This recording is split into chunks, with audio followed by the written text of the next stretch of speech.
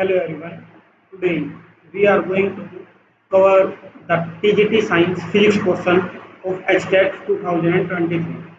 2023 में जो फिजिक्स के जो क्वेश्चन आए हुए हैं टीजीटी साइंस में उनको हम कवर करेंगे। This is our second video. तो चलिए स्टार्ट करते हैं अपने फर्स्ट क्वेश्चन के साथ। और जो हमारा फर्स्ट क्वेश्चन है वो ये रहा, क्या है? तो क्वेश्चन क्या कह रहा है कि a porter lift a luggage of 15 kg। एक कुली है वो 15 किलो का जो एक सामान है वो उठाता है from ground and put it on its head, और अपने हेड पे रख लेता है। The work done by the porter on the luggage. देखो क्वेश्चन क्या कह रहा है, क्वेश्चन ध्यान से समझो। क्वेश्चन कह रहा है कि भाई मान लेते हैं ये कोई पोर्टर है, ठीक है, और यहाँ पे कोई सामान रखा हुआ है। अब ये क्या करता है, इसको उठा के और अपने सिर पे रख लेता है। तो कोई ना कोई वर्क डन हुआ होगा, वो वर्क डन हमें निकालना है, ठीक है। तो वर्क डन का क्या हुआ है, यहाँ पे वर्क डन हुआ है अगेंस्ट ग्रेविटी। क्या हुआ है? Against gravity. क्योंकि हमें सभी को पता है कि जो ग्रेविटी की वैल्यू होती है वो डाउनवर्ड होती है। तो यहाँ पे जो वर्क डन होगा वो किसके बराबर होगा? तो वो होगा पोटेंशियल एनर्जी के बराबर। पोटेंशियल एनर्जी कितनी होती है? mgh। तो यहाँ पे m की वैल्यू भी गिवन है, सब कुछ गिवन है। अभी m कितना है? यहाँ पे m है 15 kg, गिवन है, ठीक है। अच्छा, g ग्रेविटी गिवन है 10 मीटर पर सेकंड स्क्वायर। वैसे इसकी जो एक्चुअल वैल्यू होती है ना, एक्चुअल वैल्यू होती है 9.81 मीटर पर सेकंड स्क्वायर। और ये वेरिएबल होती है। क्या होती है? वेरिएबल। मतलब ये अर्थ पे भी अलग अलग जगह अलग अलग होती है, क्योंकि आगे क्वेश्चन भी आएगा। लेकिन अभी बता देता हूँ थोड़ा सा ग्रेविटी के बारे में। जो ग्रेविटी होती है, ग्रेविटी का फॉर्मूला होता है capital ji mass of earth, अगर अर्थ की बात करते हैं, अपॉन रेडियस ऑफ अर्थ का स्क्वायर। ये जी की वैल्यू होती है। किसकी वैल्यू होती है? ये जी की। तो यहाँ पे मास ऑफ अर्थ तो वेरी नहीं करता, ये भी करता है वेरी एक केस में, लेकिन रेडियस वेरी कर सकती है, जिसके कारण जी की वैल्यू अलग अलग होगी। पोल पे अलग होगी, इक्वेटर पे ज्यादा होगी। आपको ये बताना है कि पोल पे ज्यादा होगी या इक्वेटर पे, कमेंट कर सकते हैं, ठीक है। तो चलिए अपने क्वेश्चन को देखते हैं। और एच की वैल्यू भी गिवन है, ये एच की वैल्यू, ये कितनी है? एच की वैल्यू। तो यहाँ पे एम कितना है सभी को पता है, m2 है। क्वेश्चन में गिवन है जी कितना है 10 है, और एच कितना है 2 है। अब सिंपल मल्टीप्लाई भी करनी है, तो 15 दूनी 30 और एक जीरो पीछे लगा दो, कितने जूल हो गया? कितना? ये जूल हो गया, क्योंकि वर्क किसमें होता है? जूल में। लेकिन हमें यहाँ पे यूनिट दूसरी दी हुई है। तो देखो ये फोर्स है, इसको न्यूटन लिख सकते हैं, ये हाइट है, इसको मीटर लिख सकते हैं। तो एक नई यूनिट भी बन गई वर्क की, न्यूटन मीटर। न्यूटन मीटर वैसे नई नहीं है, बहुत बार यूज करते हैं। तो ये बहुत आसान सा क्वेश्चन एक आया था टीजीटी 2023 में। तो आई होप आपको समझ में आया होगा, कोई इसमें इतनी लंबी चौड़ी बात थी नहीं। तो चलते हैं अपने अगले क्वेश्चन की तरफ। और ये आपका अगला क्वेश्चन ये रहा, ठीक है। तो आपका अगला क्वेश्चन क्या कहता है कि एक कॉन्वेक्स मिरर, कैसा मिरर है? Convex mirror. अब मिरर भी दो टाइप के होते हैं, ठीक है। एक बार मिरर के बारे में थोड़ा सा नॉलेज ले लेते हैं। मिरर जो होता है, मिरर दो टाइप के होते हैं। एक तो प्लेन मिरर होता है, प्लेन मिरर, और एक होता है यहाँ पे स्फेरिकल मिरर। कैसा मिरर होता है? स्फेरिकल। अगर स्पेलिंग हो गया तो भाई माफ करना। स्फेरिकल मिरर भी दो टाइप के होते हैं, एक तो होता है कनकेव और एक होता है कॉन्वेक्स। एक क्या होता है? कॉन्वेक्स, ठीक है। तो कुछ इंपॉर्टेंट सी बातें याद कर लेते हैं। इसकी जो फोकल लेंथ होती है ना, वो इन्फिनिटी होती है। क्या होती है? इन्फिनिटी। बहुत इंपॉर्टेंट बात है ये, ठीक है। इसकी जो फोकल लेंथ होती है वो नेगेटिव में होती है। किसमें होती है? नेगेटिव में, by sign convention. Sign convention आएंगे अगले क्वेश्चन में तो बताएंगे। और इसकी जो फोकल लेंथ होती है वो होती है positive, bye sign convention. Clear है? ये हमेशा कैसी इमेज बनाता है? ये हमेशा वर्चुअल इमेज बनाता है। कैसी बनाता है? वर्चुअल इमेज हमेशा इरेक्ट होती है। वर्चुअल इमेज हमेशा इरेक्ट होती है।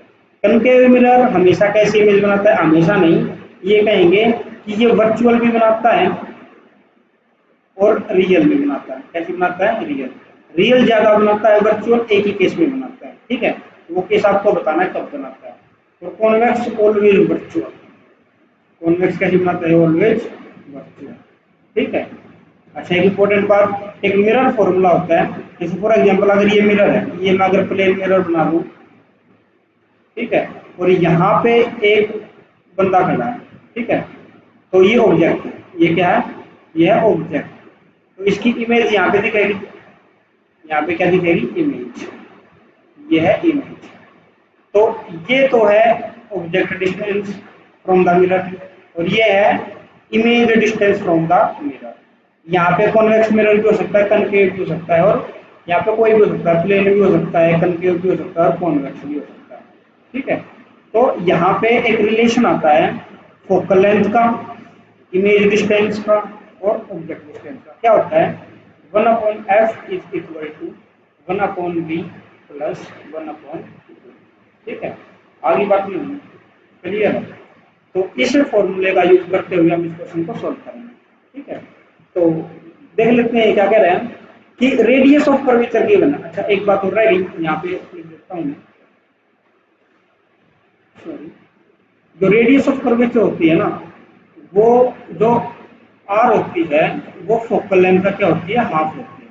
जितनी भी फोकल लेंथ गिवन होगी उसका आधा क्या होती है, रेडियस ऑफ कर्वेचर। तो अगर रेडियस ऑफ कर्वेचर गिवन है तो फोकल लेंथ हम निकाल सकते हैं, ठीक है, उसका हाफ करना है बस, ठीक है। सॉरी, ये 2 यहाँ पे नहीं आएगा, ये 2 यहाँ पे आएगा, ठीक है। फोकल लेंथ होती है, focal length is equal to r/2, focal length is equal to r/2।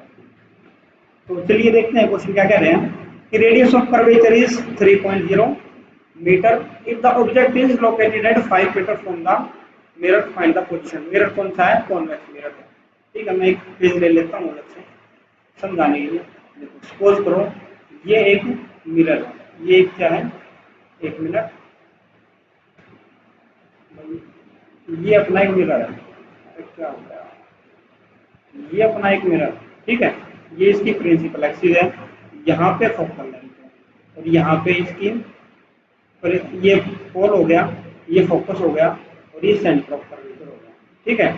यहाँ पे ये पोजीशन, मतलब ऑब्जेक्ट इसके राइट में रखा है, ठीक है। ऑब्जेक्ट मान लेते हैं यहाँ पे रखा है, ठीक है।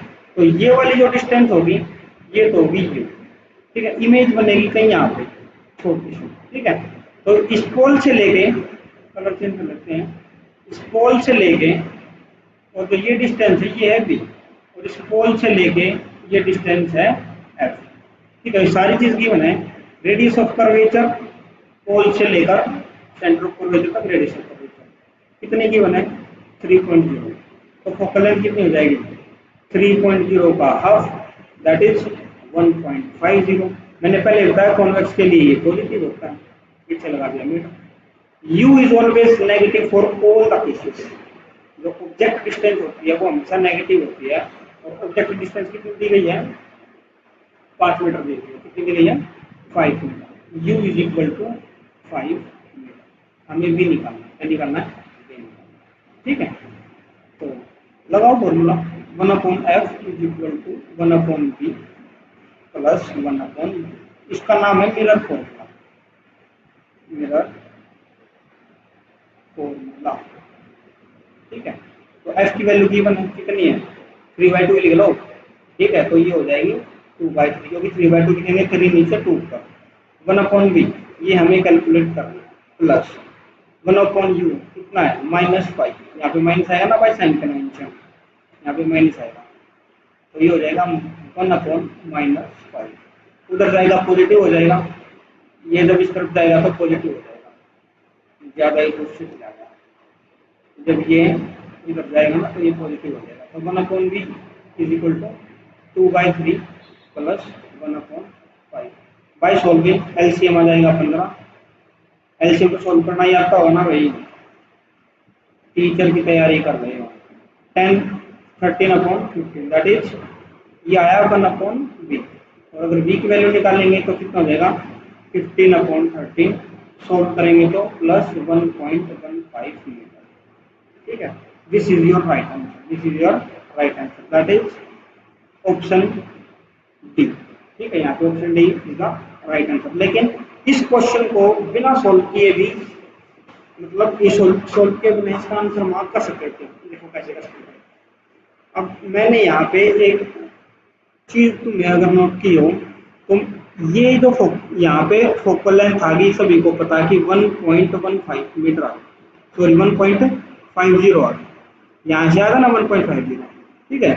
और जो ये ऑब्जेक्ट है, ये पोल और फोकस के बीच में, पोल और फोकस के, सभी को पता है कि v क्या होगा, पॉजिटिव होगा। पहली बात तो ये कंफर्म हो गई। दूसरी बात, यहाँ पे जो भी वैल्यू होगी वो इस फोकल लेंथ से छोटी होगी, इस फोकल लेंथ से। अब ये एक ही ऑप्शन में प्रेजेंट कर, देखो ध्यान से, यहाँ पे प्लस 2 पॉइंट, देखो दो तो प्लस के दो माइनस के, ये तो पॉसिबल नहीं, इन्हीं को काट लो। अब ये है 2.14 और ये है 1.15। अब ये तो होगी बियॉन्ड सेंटर ऑफ कर्वेचर की बात कर रहे हैं, सेंटर ऑफ कर्वेचर से पीछे चले गए, क्योंकि सेंटर ऑफ कर्वेचर, सॉरी, ये जो है ये सेंटर ऑफ कर्वेचर और फोकल लेंथ के बीच की बात कर रहे हैं। यहाँ पे तो इमेज बनती नहीं है। ठीक है, image can not form in convex mirror, convex mirror में यहाँ पे कभी भी इमेज नहीं बनती। इमेज, एक यहाँ पे टैगलाइन लिख देता हूं मैं। ठीक है, image always form between focus and pole, pole और फोकस के बीच में बनेगी। Always virtual, always virtual, erect, small size, small size. तो इसी छोटी सी बात से आंसर बिना सोल्व किए 1.15 मीटर आ रहा है। ठीक है, आई होप आपको समझ में आया होगा। ठीक है, आसान सा क्वेश्चन था, 1 नंबर फ्री का। ठीक है, तो चलते हैं अपने अगले क्वेश्चन की तरफ। और आपका अगला क्वेश्चन है ये रहा। ठीक है, बहुत ही आसान सा क्वेश्चन है। क्या कह रहा है क्वेश्चन कि the kinetic energy of object of mass m, भाई किसी ऑब्जेक्ट का जो मास है ना, ऑब्जेक्ट का जो मास है वो गिवन है m, वेलोसिटी 5 मीटर पर सेकंड, वेलोसिटी गिवन है 5 मीटर पर सेकंड, इज, अच्छा काइनेटिक एनर्जी भी गिवन है, काइनेटिक एनर्जी गिवन है 25 जूल। पूछा गया if velocity of object is increased by 3 times, ये कह रहे हैं कि अगर नई वेलोसिटी v डैश को अगर मैं 5 मल्टीप्लाई 3 टाइम्स ऐसे हो ना 15 मीटर पर सेकंड कर दूं, तो काइनेटिक एनर्जी क्या होगी। काइनेटिक एनर्जी, देखो काइनेटिक एनर्जी का फॉर्मूला बताता हूँ क्या होता है, बहुत ही आसान क्वेश्चन है। Kinetic energy is equal to half mv²। ठीक है, ये तो एक कांस्टेंट टर्म, ये तो क्या है, कांस्टेंट टर्म। ठीक है, तो मैं लिख सकता हूँ कि kinetic energy is directly proportional to velocity का स्क्वायर। इस केस में तो कांस्टेंट ही है। ठीक है, अब पहले 5 थी, पहले क्या थी 5, पहले वेलोसिटी कितनी थी 5, तो 5 का स्क्वायर हो रहा है 25। ठीक है, अब यहाँ पे कितना 15, तो जो नई काइनेटिक एनर्जी आएगी, नई काइनेटिक एनर्जी आएगी वो कितनी आएगी, वो 15 का स्क्वायर आ जाएगी। ठीक है, तो 225 कितना आएगा 225, and your answer is option number 1। ठीक है, इसका एक और तरीका भी है जो 9th क्लास के बच्चे करते हैं। ठीक है, उसको ऐसे भी कर सकते हैं कि मुझे क्या, काइनेटिक एनर्जी का फॉर्मूला क्या होता है 1/2mv²।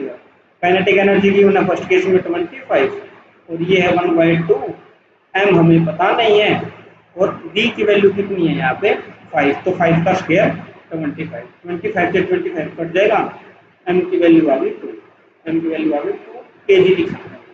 ठीक है, तो अगले केस में हमें m की वैल्यू पता है लेकिन काइनेटिक एनर्जी निकालनी है, तो काइनेटिक एनर्जी कितनी हो जाएगी 1/2, m कितना है अभी निकाल रहा है, और यहाँ पे कितना है बढ़ा के 15 हो गया ना, तो 15 मल्टीप्लाई 15, अब यहाँ 2 से 2 कट जाएगा और 15 का स्क्वायर 25 जूल। ठीक है, तो again option number A is the right answer of this question. आसान सा क्वेश्चन था। चलते हैं अपने अगले क्वेश्चन की तरफ, और आपका अगला क्वेश्चन है ये, बहुत ही आसान सा क्वेश्चन है कि in which of the mirror is used as rear view in vehicles. Rear view के लिए व्हीकल्स में कौन सा मिरर यूज करते हैं। ठीक है, तो इसका तो सीधा आंसर है कॉन्वेक्स मिरर यूज करते हैं। ठीक है, कॉन्वेक्स मिरर, लेकिन क्यों करते हैं भाई।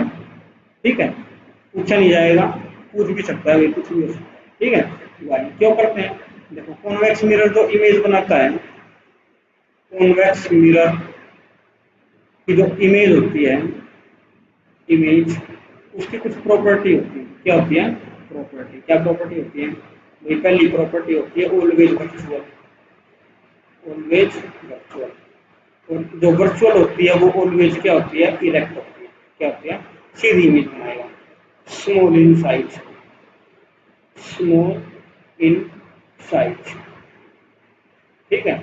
और एक इंपॉर्टेंट बात, cover larger area, large area को कवर करता है, ठीक है।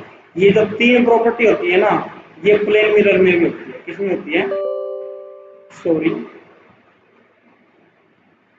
एक मिनट,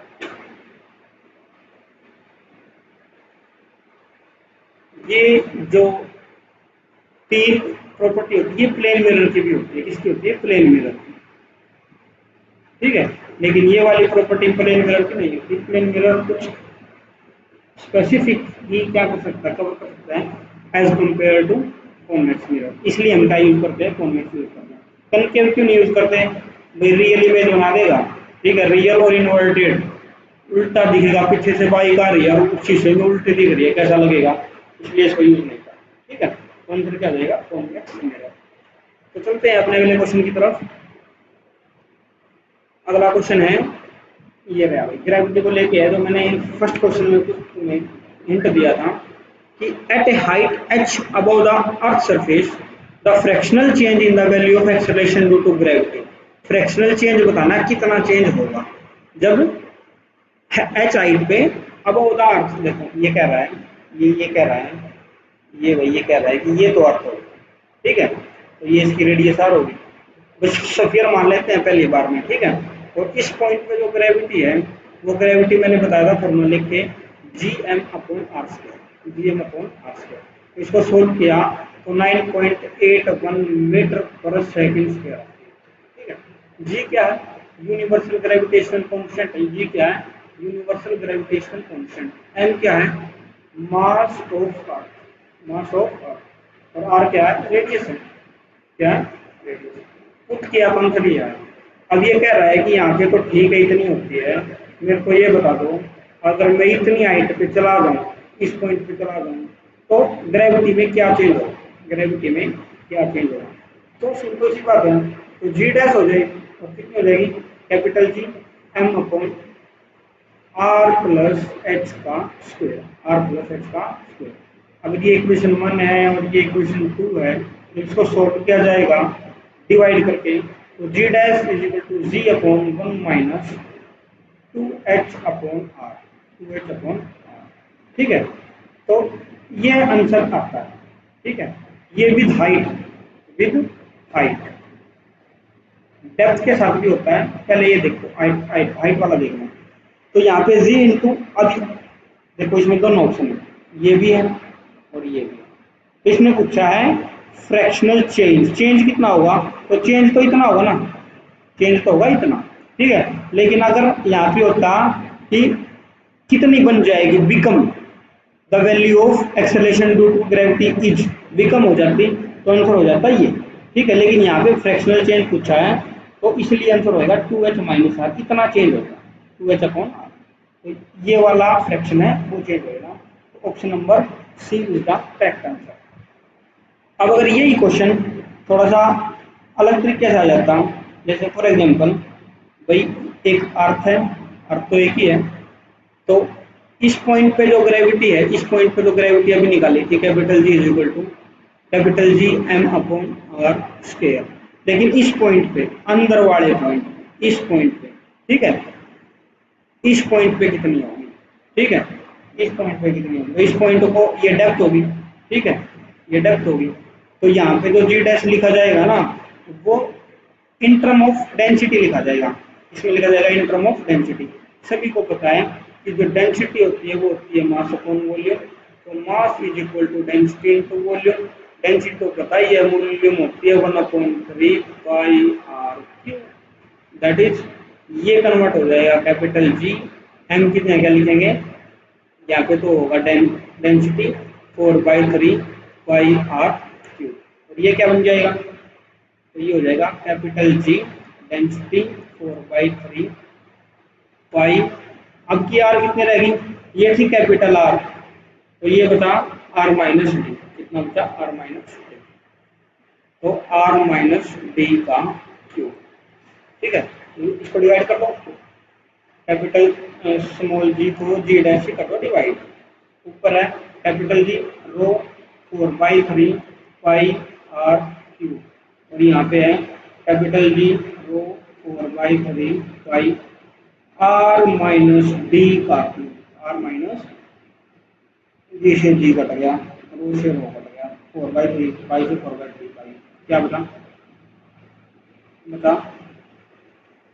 अच्छा, यहाँ पे आर स्क्वायर भी था, ध्यान दो, ये वाला आर स्क्वायर बोल गए, यहाँ पे आर स्क्वायर था, ठीक है, और यहाँ पे आर माइनस डी का स्क्वायर था, तो आर स्क्वायर से एक दो आर कट गए, आर डी से आर डी कट गया, तो कितना बचा R upon R minus D, तो G dash is equal to upon G, reciprocal कर दिया ना, तो R minus D upon R.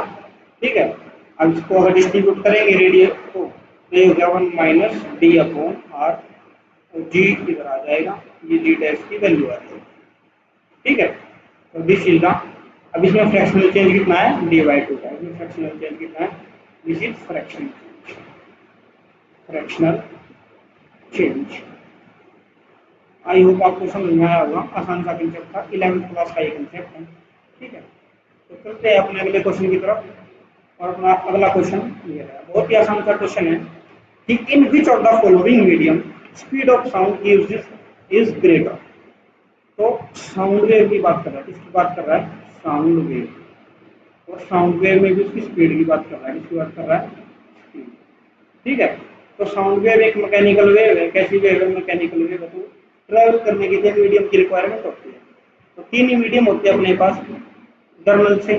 ठीक है, सॉलिड, लिक्विड और गैस। सॉलिड में सबसे ज्यादा, लिक्विड में उससे कम, और गैस में सबसे कम। ठीक है, तो देखो ये तो गैस होगी, ये तो होगी गैस। ठीक है, ये हो गया लिक्विड, वाटर तो लिक्विड हो गया। वैक्यूम में तो ट्रैवल कर ही नहीं सकती, can not travel, can not travel, एक ही ऑप्शन बचा अगला, क्योंकि ये स्यूडो सॉलिड है। ठीक है, इसको अमॉर्फस सॉलिड नहीं बोलते, क्या बोलते हैं, अमॉर्फस सॉलिड। ये क्रिस्टलाइन सॉलिड नहीं है, लेकिन है तो सॉलिड, ऑप्शन नंबर डी। तो चलते हैं अगले क्वेश्चन की तरफ, और ये रहा अगला क्वेश्चन, आसान सा question. Again A block of mass 5 kg, मास कितना है भाई, 5 kg की बना भाई। अगर आपको अच्छा लग रहा है ना, प्लीज शेयर और सब्सक्राइब जरूर करें। ठीक है, on it's table top, table में रखा है, ब्लॉक है ना जो, उसकी जो लेंथ है वो है 10 सेंटीमीटर, जो ब्रेड्थ है वो है 20 सेंटीमीटर, और जो हाइट है वो है 40 सेंटीमीटर। तो हमने क्या करना है, हमने प्रेशर निकालना है। देखो प्रेशर का फॉर्मूला होता है force upon area, force upon area, और फोर्स का फॉर्मूला होता है mass into gravity upon area. ठीक है, again mass upon gravity, area होता है लेंथ इंटू ब्रेड्थ, निकाल दो। ठीक है, तो इसको अगर सेंटीमीटर में कन्वर्ट करेंगे, मीटर में कन्वर्ट करेंगे, सॉरी ऐसा यूनिट्स में, तो कितना हो जाएगा 10/100, एक जीरो से एक जीरो बन जाएगा 0.1 मीटर, ऐसे ये 0.2 मीटर।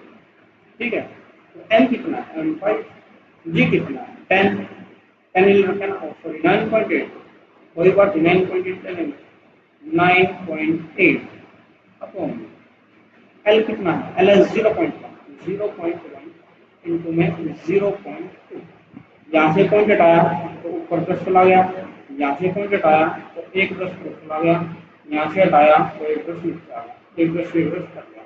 ठीक है, दूसरे काट दो इसको, 2 बन गया, 2 4 जा 8, तो गेन पे कट जाएगा, इन दोनों को मल्टीप्लाई कर दो, 9 5 का 45 कैरी, और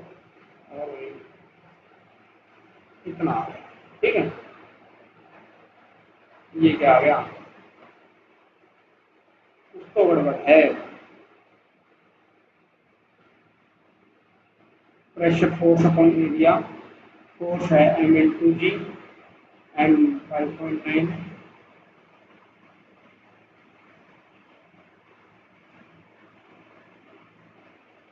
2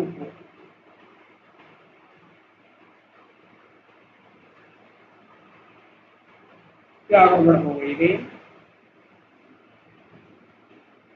एक मिनट इसको दोबारा सोल्व करते हैं भाई, इसको गड़बड़ हो गया, इतना बड़ा क्वेश्चन तो नहीं था।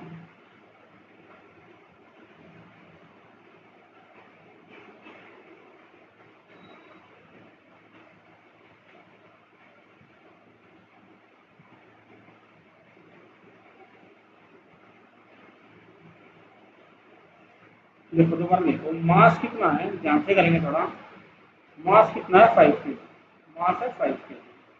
Kept on double top of length 10 centimetre, ठीक है। आगे बात समझ लो, ब्रेथ 20 सेंटीमीटर, तो इसको 10/100 करेंगे तो मीटर में कन्वर्ट करने के लिए एक दो से 0.2 मीटर। ब्रेथ है 20 सेंटीमीटर, तो 0.2 मीटर, ठीक है। Pressure exerted by 5 kg।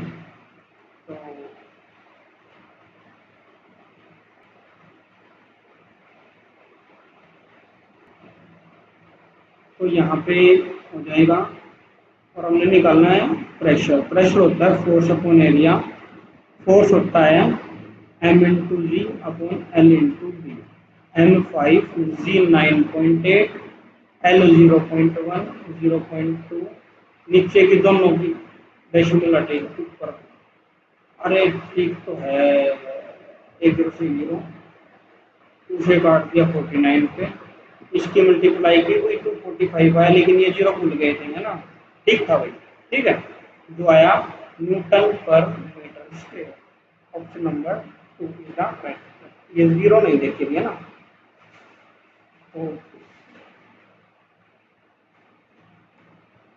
अगर भाई कोई डाउट है नेक्स्ट क्वेश्चन में, लेकिन डाउट है नहीं, कुछ लास्ट टाइम जैसे ही किया था, ये यहाँ पे 240 आ गया था ना, 245 आ गया था यहाँ पे, और इस वाली 0 को भूल गए थे, जिसके कारण थोड़ा सा कंफ्यूजन हो गई थी। आंसर ठीक था लास्ट टाइम, ठीक है।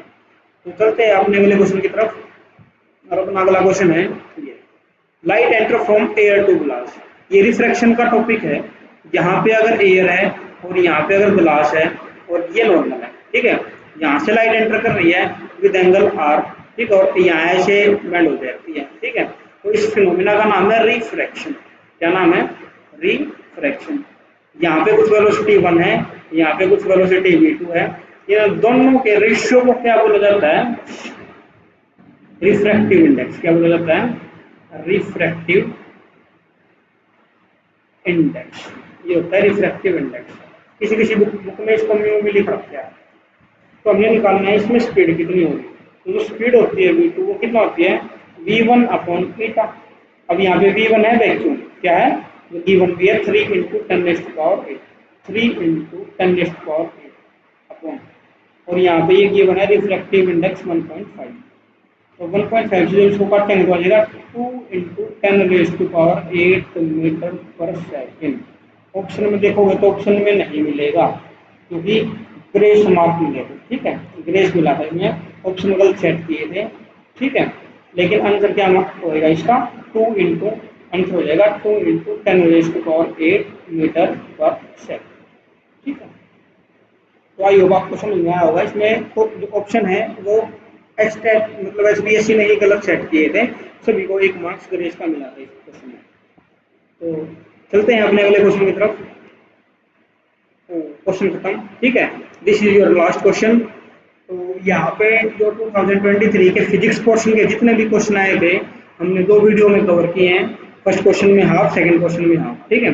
अगर आपको अच्छा लगता है या कोई डाउट है या किसी स्पेशल टॉपिक में कोई डाउट है तो यू कैन कमेंट, मैं उस पर वीडियो बना दूंगा, ठीक है, कुछ प्रीवियस क्वेश्चन के साथ। तो प्लीज़ चैनल को शेयर करें, सब्सक्राइब करें। मिलते हैं अगले वीडियो में, जब तक के लिए thank you and have a nice day.